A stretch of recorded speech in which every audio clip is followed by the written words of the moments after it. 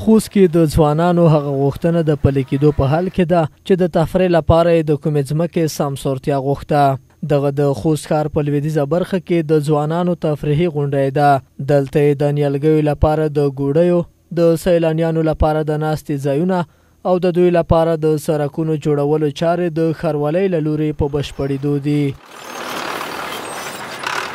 تقریبا د 1500 تر 2000 پورې د ونو لپاره د ګوډیو جوړول ترسره شوي دي او عملا چارې روانې دي. همدا ډول د ځوانانو په تپه کې چې د ازادۍ مینې د غونډیو په سلسله ده، په دې کې هغه چې ځوانانو هم تفریح کړې وي، هم ساتیري شوي وي، د دې غونډۍ په وسط کې لارې تېرې شوي دي. همدا ډول د مراسمو لپاره د سټیج چارې روانې دي.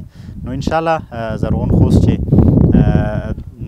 د کب د میاشتې په 11، 12 او 14 نیټه به ترسره کیږي. په دې کاڼو کې د ګوډیو ویستل اسانه کار نه دی، خو کیندونکي د خپلې سیمې د سمسورتیا لپاره په پوره مینه کار کوي، خپلې خولې تویوي او لاسونه تڼاکي کوي، خو لویه هیله یې د خپل هیواد آبادول دي.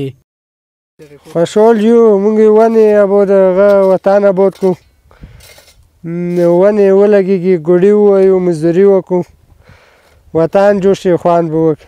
نو دا موږ خپل وطن دی، خپل وطن ته په زړه له کومې خدمت کوو، خپل وطن به دفاع کوو چې په هر سخی کې وي.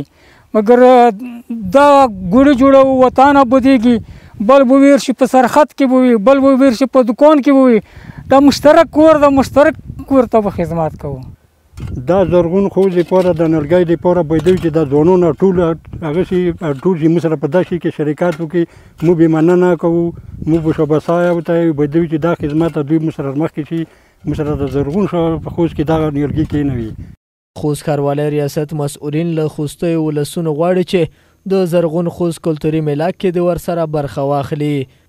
خپل ګران هیواد لپاره د خپل راتلونکي نسل د بقا په خاطر چې دوی یو ښه چاپیریال څخه برخمن شوي وي، یو نیالګی کېنوي، 2 نیالګیو څومره چې د وس وي، او همدا ډول دغه کلتوري جشن کې زموږ سره برخه واخلي.